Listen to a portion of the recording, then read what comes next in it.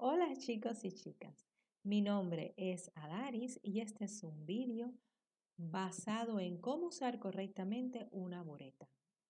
Me ha parecido interesante hacer este vídeo luego de ver cómo los estudiantes de primer año de la carrera de química y otros grados de biociencia llegan a la universidad sin saber usar correctamente una bureta en nuestras prácticas de laboratorio y cómo muchos tampoco conocen qué es una bureta. Por eso el título de este vídeo es ¿Cómo usar correctamente una bureta? ¡Empecemos!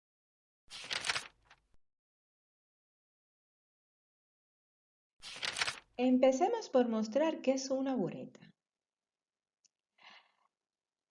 La bureta es un material de laboratorio de cristal graduado, tubular y alargado que se utiliza para medir volúmenes variables con cierta precisión gracias a su graduación y de que dispone de una llave inferior para liberar volúmenes bastante precisos. La bureta es el material de vidrio que se usa por excelencia para dispensar y medir volúmenes variables en una valoración volumétrica. La valoración volumétrica es una técnica de análisis instrumental en química analítica. Lo más común es encontrar buretas de 50 y 25 mililitros. Generalmente todo el material de cristal de laboratorio, dígase probeta, vaso de precipitado, pipetas, matraces volumétricos, el Hermelles son de un uso muy fácil y muy sencillo. Pero la bureta tiene algunas particularidades, sencillas particularidades, pero que se deben conocer. Aquí vamos a analizar 8 aspectos básicos a tener en cuenta para un correcto uso de la bureta. Para un correcto uso de la bureta se debe tener en cuenta lo siguiente. Lo primero es comprobar que la bureta esté limpia y seca. Trabajar con una bureta que esté limpia y seca sería lo óptimo. Y para conseguir esto, la bureta se ha de preparar al menos un día antes de usarse. En caso de que la bureta tenga restos de manchas de sal o restos de líquido, se ha de lavar bien con abundante agua y el último lavado siempre se realiza con agua destilada. Una vez hecho esto, la bureta quedará con restos de gotas de agua destilada.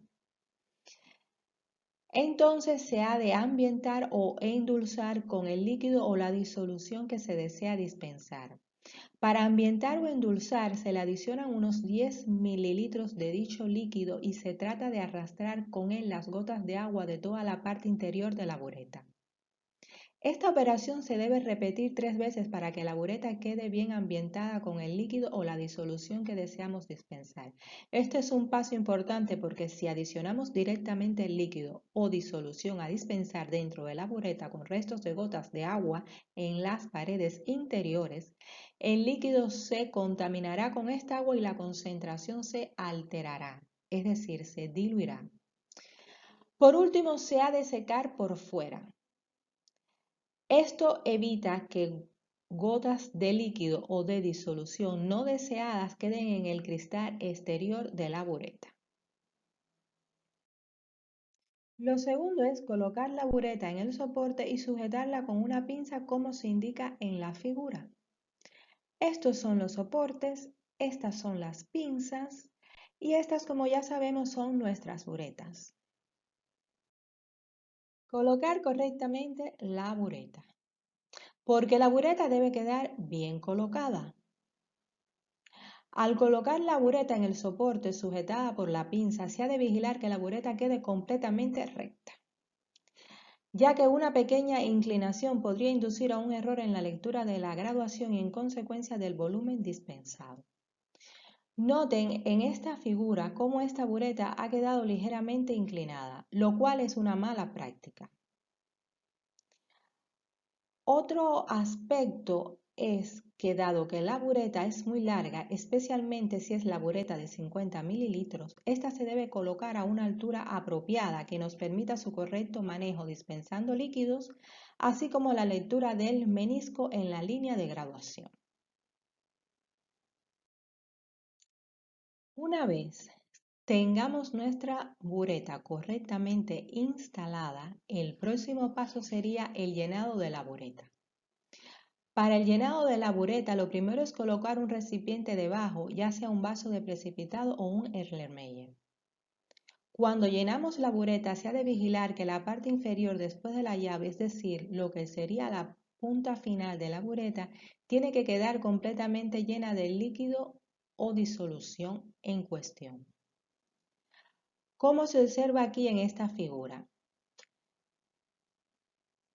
he observado que en ocasiones el estudiante en el laboratorio llena completamente la bureta hasta enrasar en la parte superior y se olvida de abrir la llave inferior de la bureta para liberar el líquido de forma tal que el extremo final después de la llave quede también lleno de líquido. Por otra parte, al llenar una bureta se ha de comprobar que no existan burbujas de aire en su interior. Si se forman burbujas de aire durante el proceso de llenado de la bureta, hay que eliminarlas, porque de lo contrario, estas inducirían un error en la medida del volumen del líquido. Otro aspecto importante para hacer un correcto uso de la bureta es la cantidad de volumen a dispensar. El volumen a dispensar por una bureta está sujeto a un error que disminuye al aumentar el volumen dispensado. Existe un volumen mínimo que depende del volumen total de la bureta, a partir del cual el error en la medida del volumen comienza a ser muy pequeño. Por ejemplo, si trabajamos con la bureta de 50 mililitros, cuando dispensamos volúmenes mayores a 10 mililitros, este error disminuye considerablemente, razón por la cual cuando hacemos valoraciones con esta bureta, se intenta consumir un volumen entre 20 y 40 mililitros para que el error en la medida del volumen sea lo mínimo posible. El volumen muerto. La bureta presenta un volumen muerto, que es este que se indica en la figura y que es justamente esta parte superior e inferior a la llave de la bureta que no se encuentra graduada. Cuando estamos dispensando volúmenes de líquidos o de disoluciones, se debe evitar que estos alcancen esta zona porque no resulta posible medir los volúmenes en esta zona sin graduación. Enrase y lectura correcta del volumen. Tanto para hacer una buena lectura del enrase como del volumen dispensado, el menisco del líquido ha de quedar justamente tocando encima de la raya de graduación de la bureta. Es decir, la base del menisco deberá ser tangente al trazo que marca la graduación y nuestros ojos deberán estar a la altura de dicho trazo en la línea horizontal imaginaria recta. ¿Cómo se observa en estas dos figuras?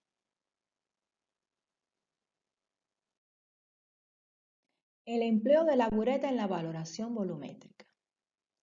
Como se mencionó al principio, la bureta es el material de laboratorio característico por excelencia en las valoraciones volumétricas. Para usar una bureta en una valoración, además de tener en cuenta todos los aspectos comentados anteriormente, se ha de tener cuidado especial al manejar la llave de la bureta que se utiliza para dispensar. Esta se manejará con la mano no hábil, de manera que la mano rodee la bureta y con los dedos se pueda realizar la presión necesaria en la pinza para dejar salir el líquido. La mano hábil queda así en libertad para agitar el Erlenmeyer de valoración. En estas dos figuras que les traigo insertadas aquí se visualiza muy bien lo que acabamos de explicar. Por supuesto, cuando hablamos de mano hábil, sería la mano derecha para el caso de los diestros y sería la mano izquierda la mano hábil en el caso de los zurdos. Recordemos también que durante la valoración se ha de agitar continuamente el recipiente con la muestra a valorar, que suele ser un Erlenmeyer. Si no se tiene esta práctica, se puede colocar un agitador magnético debajo. Bueno chicos, pues esto es todo lo que les tengo preparado en este vídeo. Espero que les sea útil y espero sobre todo que cuando estéis en vuestras prácticas de laboratorio de química tengáis muy claro cómo usar una bureta, sobre todo si vais a hacer una valoración volumétrica. ¡Hasta luego!